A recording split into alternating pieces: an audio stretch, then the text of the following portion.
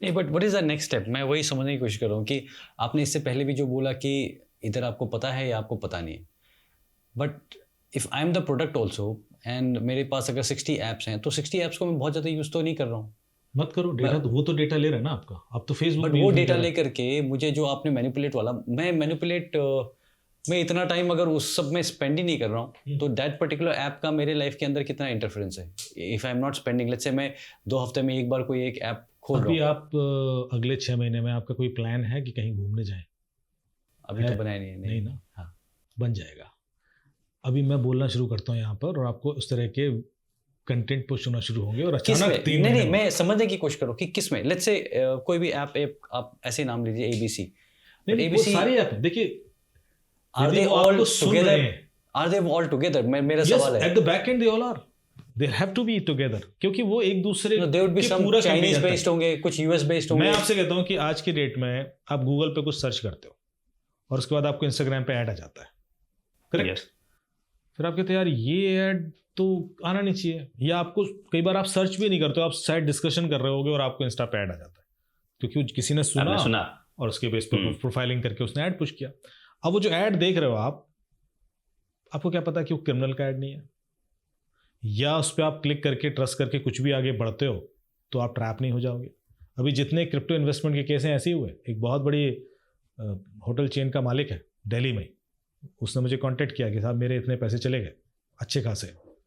तो मैंने कैसे, बोले यार ना मैं कभी शेयर मार्केट में कभी इन्वेस्ट करता नहीं था, तो मैं ऐसी कुछ दोस्तों के संग डिस्कशन करना शुरू कर दिया मैंने। तो उन्होंने कुछ बड़ी बड़ी बातें की, तो मैंने ऐसी गूगल पे एक दिन सर्च कर दिया, उसके बाद मुझे इंस्टा पे ऐड आ गए बहुत सारे कि देखिए आने लगे, बोले इतने आने लगे भर भर के। तो बोले उसमें कुछ ऐसे हुकिंग ऐड थे जो रील्स नहीं आती। तो मैंने वो देख ली एक रील गलती से।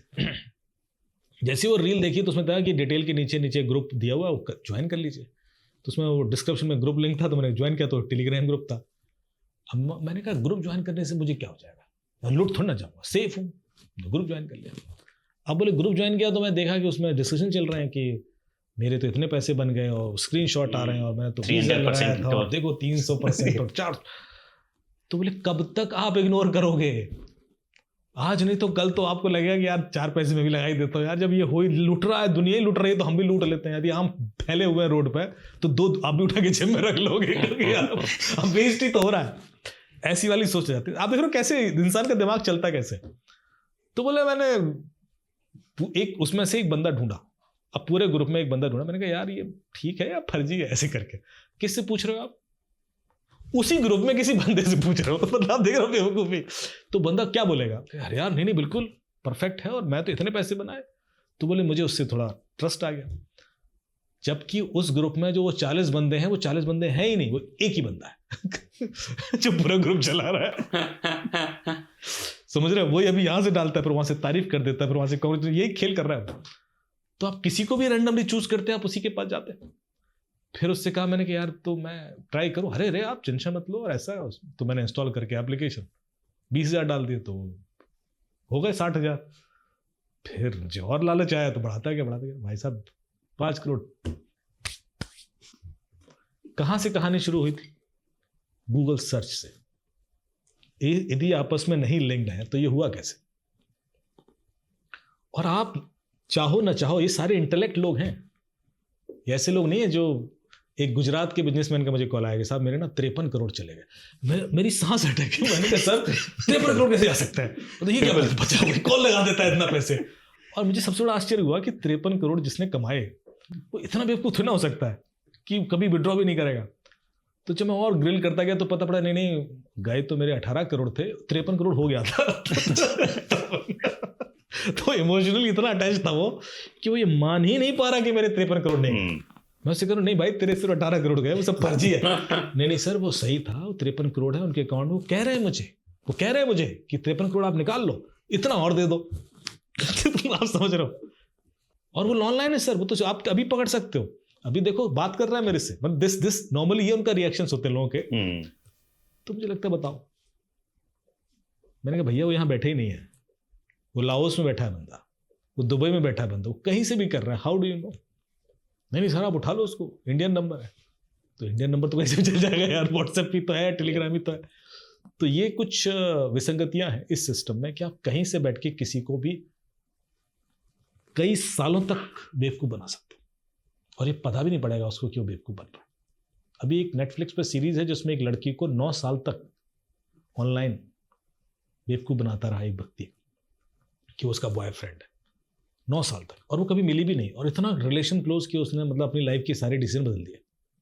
9 साल बाद जाके उसने जब इन्वेस्टिगेशन शुरू किया कि यार ये है कौन जो हमेशा आता है फिर मिलता नहीं, फिर दाएं बाएं हो जाता है, ऐसा वैसा जाता है, तो पता पड़ा कि उसी की एक कलीग थी जो उसको 9 साल से बेवकूफ़ बना रही थी।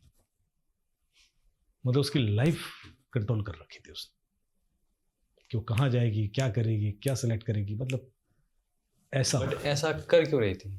जेलसी, खुंदस, प्रॉब्लम है। वेब सीरीज आप देखना नेटफ्लिक्स पे, और बाद में जब उसको खोला तो वो मतलब किसी भी दुश्मनी की क्या लिमिट हो सकती है ये आपको और इवन पेशेंस की, मतलब 9 साल आपने 9 साल आप मिले नहीं और आप इन्फ्लुएंस भी हो रखे हैं और अकाउंट्स बना रहे हो और चैट भी कर रहे हो, और ऐसा भी नहीं कि वो सिर्फ एक व्यक्ति को इम्पर्सोनेट कर रही थी। वो कह रही मैंने अपने बॉयफ्रेंड की सिस्टर से बात की, इससे बात की, उससे बात की, उसने इतनी आइडेंटिटीज क्रिएट कर दी थी फर्जी। क्यों? जिंदगी का मकसद ही एक हो गया था कि भैया मैंने कुछ करना है तो यही करना है। और मेरे पास बहुत ऐसा नहीं कि ये अकेला है, बहुत सारे केसेस आते हैं साहब। जय हिंद, आई होप आपने इस क्लिप को एंजॉय किया है। अगर आप ये फुल पॉडकास्ट देखना चाहते हैं तो उसका लिंक डिस्क्रिप्शन में दिया गया है, और इसी प्रकार के हमारे गैलेंट रियल लाइफ हीरोज़ के अगर पॉडकास्ट आप देखना चाहते हैं तो आप हमारे main channel Monks and Warriors by Colonel Kaushal Kashyap check out कर सकते हैं। जय हिंद।